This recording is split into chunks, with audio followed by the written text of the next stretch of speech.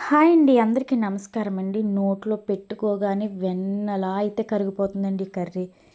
ఇంగ్రీడియెంట్సే ఏమీ ఉండవు. కానీ అదరహో అన్నట్టుంటుంది.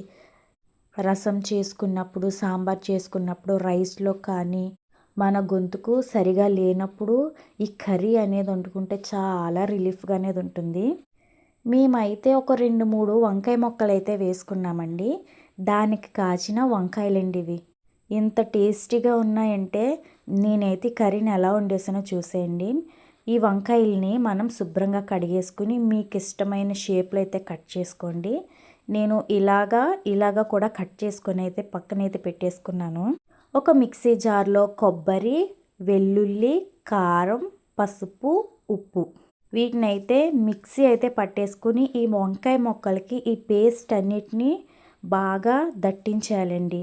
ప్యాన్‌లో అనేది ఆయిల్ అనేది వేసుకొని కొబ్బరి, వెల్లుల్లి, కారం చేసుకున్నాం కదండీ!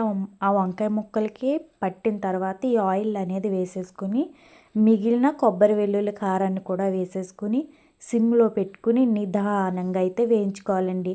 హైలో పెట్టేసుకుంటే కొబ్బరి మనకి వెంటనే మాడిపోతుంది. వంకాయ కూడా మృదువుగా ఉడకదండి.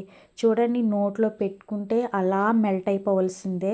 చూసారా వంకాయ ముక్కకి ఆ కొబ్బరి, వెల్లుల్లి, కారం ఎలా పట్టుకుందో.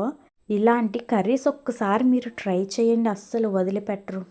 నేనైతే రైస్‌లో అయితే తినలేదండి. నిజంగా ఉత్తి నోటినే తినేసాను. వంకాయ ముక్కలు, ఆ కొబ్బరి, వెల్లుల్లి కారం ఎంత రుచిగా ఉందంటే అంత రుచిగా ఉందండి. మీరు కూడా ఒక్కసారి ట్రై చేయండి ఇలాంటి కర్రీస్‌ని.